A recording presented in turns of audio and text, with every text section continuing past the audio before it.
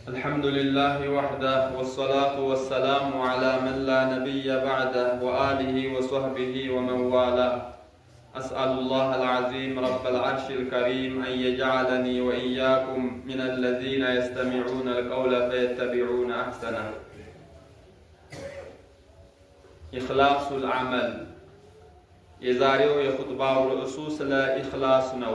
የአላህ መልእክተኛ አለይሂ ሰላቱ ወሰላም ስለ ቂያማ አንስተው የዛን ጊዜ ጥላ የለም ብለው ኢላ ዚሉል ዓርሺ የዓርሽ ጥላ በስተቀር ሌላ ጥላ በሌለበት ፀሐይ ስንዝር ቀርባ ሰዎች በስራቸው ልክ በላብ የሚጠመቁበትን ለት አንስተው 7 ሰዎች የዛን ጊዜ ከጥላው ስር ይውላሉ ብለው ተናግረዋል። በአንዱ ሐዲሳቸው ላይ የተናገሩ 7 ሰዎች ናቸው። ከዛ ውስጥ አንደኛውን ነው እዚህ ኹጥባ ላይ ያነሳሁት። ከባድ ቀን ነው ከፊት ለፊታችን ያለው። የዛሬ ሳምንት ዒድ ነበር። ዛሬ ደግሞ እዚህ ላይ እንዲህ እያለ ህይወት እየሄድን ያለነው ወደፊት ነው፣ ወደማይቀረው ወደ ዋናው እየሄድን ያለንበት ጊዜ ነው ያለነው። ስላለፈው ሳምንት ረስተን ስለሚመጣው እየጠበቅን ነው እንግዲህ የምንኖረው። እንዲህ እያልን ወደፊት የሚመጣው ዒዱ ብቻም ሳይሆን ከፊት ለፊታችን ያለው ሞትን ጭምር ይጠብቀናል።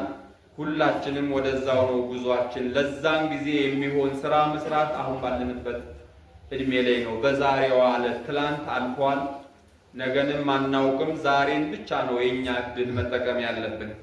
እናም ስለዛ ሰዎች ሲናገሩ አንደኛው ወረጁሉን ተሰደቀ የሰጠነው አሉ። ሶደቃነቱን ብቻም አይደለም ፈአኽፋ በጣም በስውር በድብቅ የሰጠ ሰው አሉ። ሐታ ላ ተዕለም ሽማሉሁ ማ ቱንፊቅ የሚኑሁ ቀኝ እጁ ሲሰጥ ጋያው ነው ግራ እጁ በማያቅ ማንም የቅርብ ሰው እንኳን አያውቅም የሚያደርገውን ነገር። ይሄ ሰው ልዩ ስራ ነው የሰራው፣ ልዩ ሽልማቱን የጥላው ከዓርሽ ጥላ ስር ከሚውለው ይመደባል ሲሉ የአላህ መልእክተኛ ተናግረዋል። ከስራ ሁሉ በላጩ አላህ ዘንድ ኢኽላስ ያለው ስራ ነው። ኢኽላስ ማለት ለአላህ ብቻ ተብሎ የሚሰራ ስራ ኢኽላስ ይባላል። የዚህ ሰው ሶደቃውን የኢኽላሱ ጥግ ማንንም ሰው ሳያቅ ማንም አብሮት ያለው ሰው በማያቅ መልኩ ነው እየሰራ ያለውና ሽልማቱንም አላህ ከጥላው ስር ከሚውሉት ያደርገዋል። ላ ያዕለም ቢሃ አቅረቡ ናሲ ለሁ ሐታ ለከአነሁ ሚን ሽደት ልኢኽፋ በጣም ድብቅ ከመሆኑ የተነሳ ላ ተዕለም የድሁ ሽማል ማአንፈቀት ልየሚኑ እንግዲህ ቀኝ ግራ እጅ የሚያውቀው ነገር የለውም፣ ጋያ ነው። አብሮት ያለው ሰው እንኳን አያውቅም፣ እንኳን አይደለም ሌላ የሩቁ ሰው ነው። ስለዚህ ሶደቃ የበለጠ ሲር በሆነ ቁጥር አላህ ዘንድ እጅግ ተወዳጅነት ይኖረዋል። ሶደቃ በሲርም በዒላንም ሶደቃ አጅር አለው። ኢን ቱብዱ ሶደቃቲ ፈኒዕማ ሂየ ወኢን ትኽፉሃ ወቱእቱሃ አልፉቀራአ ፈሁወ ኸይሩን ለኩም ይላል እንጂ ኢስራሩም ኢዕላኑም ሶደቃው አላህ ዘንድ አጅሩ ብዙ ነው። ግን በሰው ፊት የሚሰራ ስራ፣ በሰው ፊት የሚለቀስ ለቅሶ ምናልባት ያ ሰው አላህ ፊት ምናልባት ይሉኝታም ሊገባበት ሁላ ይችላልና ስለሚያሰጋ ነው። ስለዚህ ኢስራር አድርጎ የሚሰራ ስራ እጅግ አላህ ዘንድ የሚወደድ መሆኑን ነው የሚያሳየው። ኩለማ ካነ العمل ሲረን በይነ العبد وبين ربه በሱና በጌታው መሃል ብቻ ሚስጥር ሆኖ በቆየ ቁጥር ስራው አላህ ዘንድ ተቀባይነት አጅሩን ብዙ የመሆን እድሉ በጣም የሰፋ ነው የሚሆነው ይላል። ለዚህ ሲባል ሰለፎች ለዚህ ትልቅ ቦታ ነበራቸው። ባዕዶቹ እንደሚሉት ኡክቱም ሐሰናቲከ ይላሉ። ሐሰናት ማለት የሰገድከውን የሰጠኸውን ኸይር ስራህን ደብቀው፣ ወንጀልህን ከምትደብቀው በላይ ሰው ወንጀል ሰርቶ ማውራትም አይፈልግም፣ ሲሰራም ተደብቆ ነው የሚሰራው። ከዛ በላይ ሐሰናትህንም ለመደበቅ ሞክር ይላሉ። ሙሐመድ ብን ዋሲዕ የተባሉት እንዳውም ምን ያሉት ለቀድ አድረክቱ ሪጃለን ብዙ ሰዎችን ደርሼባቸዋለሁኝ አሉ። ምን ሲያደርጉ የኩኑ ረጁሉ ረእሱሁ ማዓ ረእሲ ምርአቲሂ ከባለቤቱ ጋር አንድ ትራስ ላይ ተኝተው ትራሱ በእንባ በስብሶ ሲያድር ሚስቱ እንኳን አታውቅበትም፣ እያለቀሰ ማለት ነው። በዚህ ደረጃ ነው ኢኽላስ የሚባለው። ወቀድ በለ ሚን ድሙዒሂ ወላ ተሽዑሩ ቢሂ ምርአቱሁ ሚስቱ ሳታውቅ በዚህ ደረጃ ናቸው ሰለፎቹ። ለስራቸው ኢኽላስ የገዛ ሚስታቸው እንኳን የማታውቅ ጾመኛ ሆነው ይውላሉ።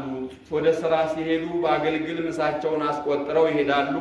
እዛ ቀን ሰደቃ ሰጥተውት ይውላሉ። ቤተሰብ ጾማ ምሳ ተልኮለታል ወዞ ሄዷል ይላሉ። ማታ ከነሱ ጋር ራት ይበላል። አንድም ቤተሰብ ሳያቅባቸው ጾማቸውን እየዋሉ ሰደቃውንም ጾሙንም እንደዚህ ሲር እያደረጉ በሚስጥር የሚያደርጉ ነበሩ።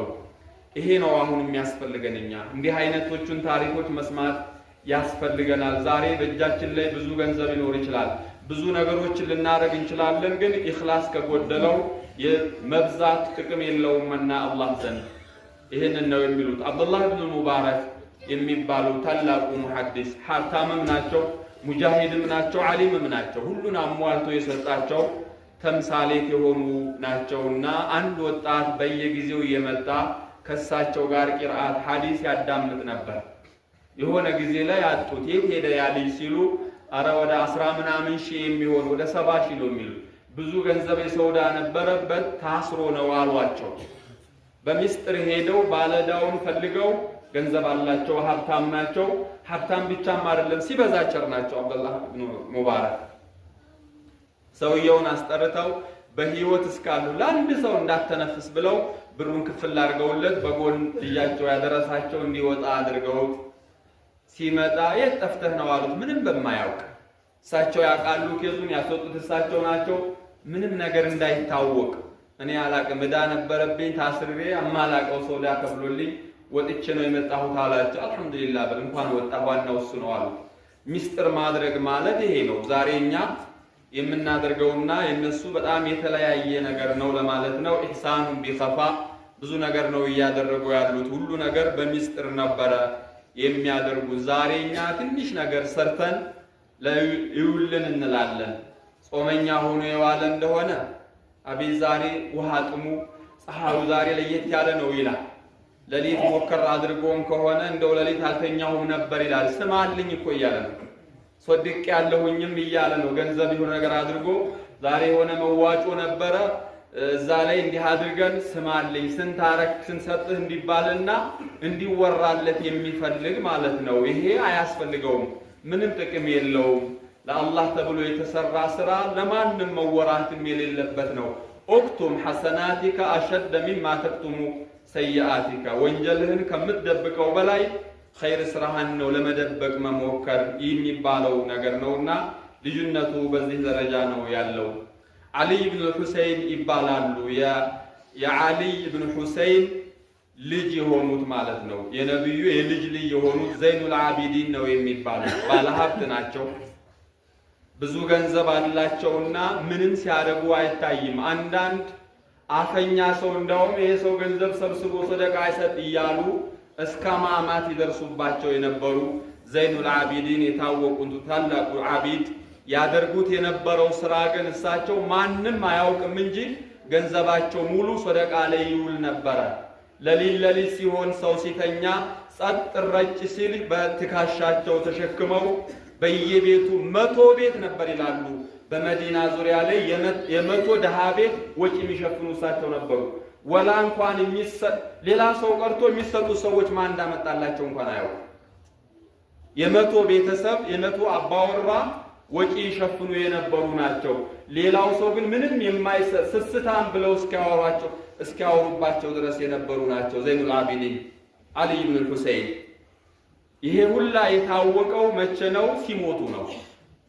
በሚሞቱ ጊዜ አጣቢዎች ሲያጥቡ እንግዲህ አረብ ናቸው፣ ነጭ ቀይ ናቸው፣ ጀርባቸው ጠቁሯል።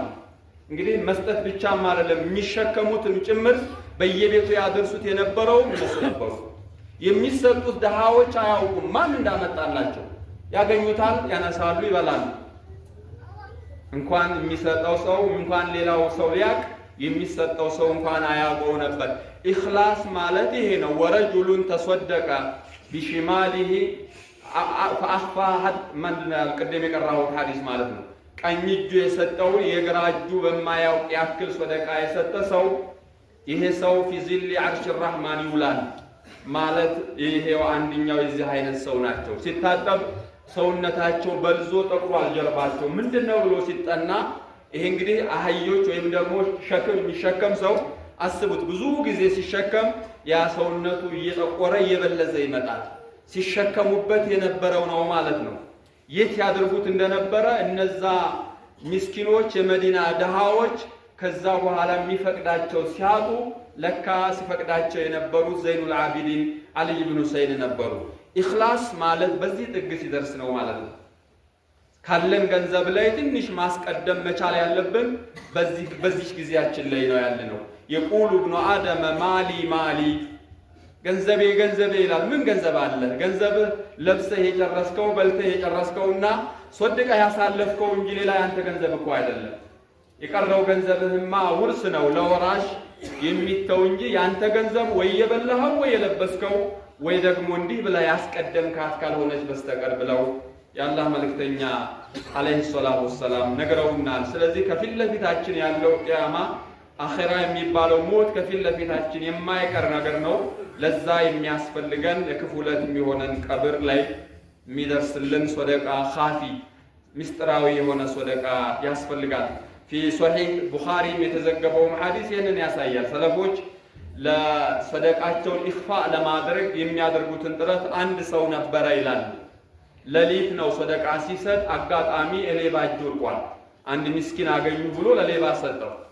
ጠዋት ሲነጋ ወሬው ሲወራ ያው የሚሰራ እንዳለ ሁሉ የሚያወራም አለ ብሎ ሰደቃ ደግሞ ለሌባም ይሰጣል እንዴ እየተባለ ሲወራ ማታ የሰጡት በቃ ሌባ እጅ ነው የወደቀብኝ ማለት ነው።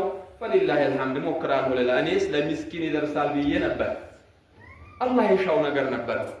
ሌላ ጊዜ ሞክራለሁ ብሎ አሁንም ሌሊት ተደብቆ ሰደቃ ሲሰጥ ዛሬ ደግሞ ያረፈው ሴተኛ ዳሪ ዝሙት የምትዳደር ሴት ላይ ለሷ ተሰጣት። ደሃ አገኙ ብሎ ቢሰጥ ጧት ሲወራ ደግሞ ዛሬ ለዝሙት ተዳዳሪዎች የሚሰጣል እንደ ሰደቃ ተብሎ ሲወራ ሲሰማ ዛሬም ስተት ላይ ማለት የሰራሁት ይላል። ፈሊላሂ አልሐምድ ሞክራለሁ ሌላ ጊዜ። በሶስተኛ ጊዜ ሲሰጥ ለባለ ሀብት ሰጠ። ምናልባት ንብረቱን ሲፈቅድ ይሆናል። ሌሊት ሲዟዟር አግኝቶት ደሃ መስሎ ሰጥቶታል። ማንም እንዳያያቸው በሚስጥር ስለሚሰሩ እኮ ነው። ዛሬ እኛ ብዙ የምናውቀው በየጎረቤት በየአካባቢያችን የተቸገሩም እያልን በሚስጥር ለነሱ ማድረግ አንችልበትም። መልመድ ያለብን ነገር ነው። ገንዘብ ማለት እሱ ነው።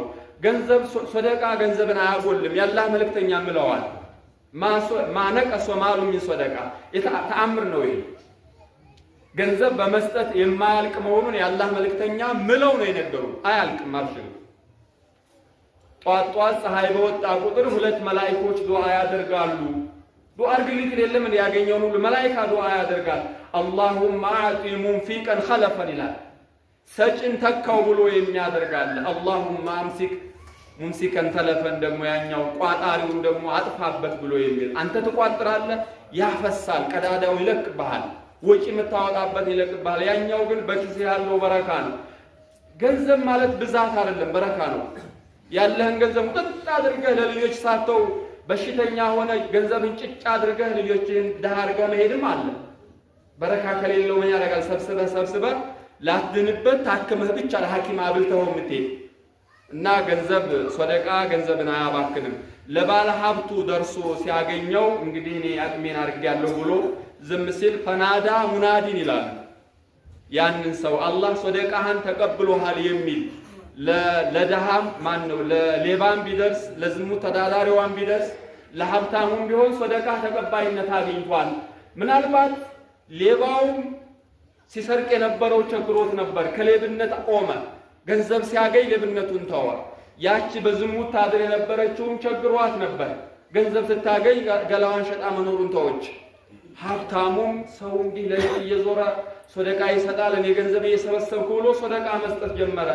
ስለዚህ ትርጉሙ ብዙ ሆኗል ነው እየተባለ ያለውና ይሄ ነው ሰደቃ በተቻለ ያክል በሚስጥር የሚሰሩ ነገሮች እጅግ በጣም አላህ ዘንድ ተወዳጅ ናቸው። ሁለት ነገሮች ያሰጋሉ ይባላል። ለቅሶ አንደኛው ከነዚሁ ከሰባቶቹ ውስጥ ምናልባት ሌላ ጊዜ ልመለስበት ይሆናል።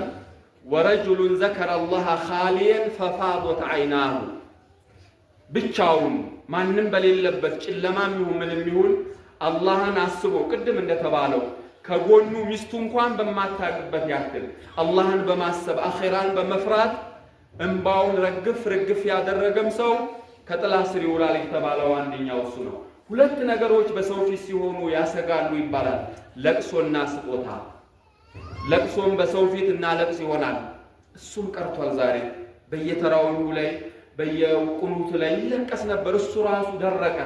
እንባችን ደርቋል። እንባን የሚያመጣው ጥሩ መብላት አይደለም፣ ጥሩ መልበስ አይደለም። የአካል መስባት እንባን አያመጣም፣ ቀልብን ያደርጋልና እሱ ቀልብ ይሄ የሚባለው ነገር ከቀልብ የሚመጣ ነገር ነው። የቀልብ መድረቅ ችግር ሁሉንም ይዞብን የሚሄደው እሱ ነውና የቀልባችን ላይ ትኩረት ማድረግ ይኖርብናል። ስለዚህ በሰው ፊት የሚለቀስ ለቅሶ፣ በሰው ፊት የሚሰጥ ስጦታዎች በጣም ጥንቃቄ የሚፈልጉ ናቸው።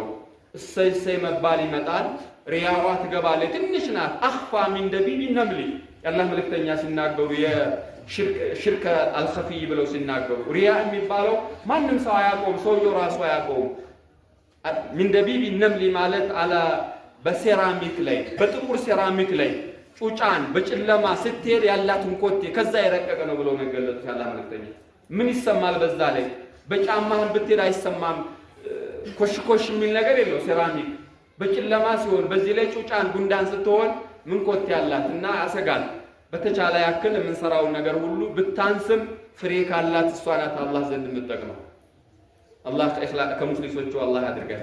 جعلني الله وإياكم من الذين يستمعون القول فيتبعون أحسنه. عباد الله صلوا وسلموا على من أمرتم بالصلاة عليه إن الله وملائكته يصلون على النبي يا أيها الذين آمنوا صلوا عليه وسلموا تسليما.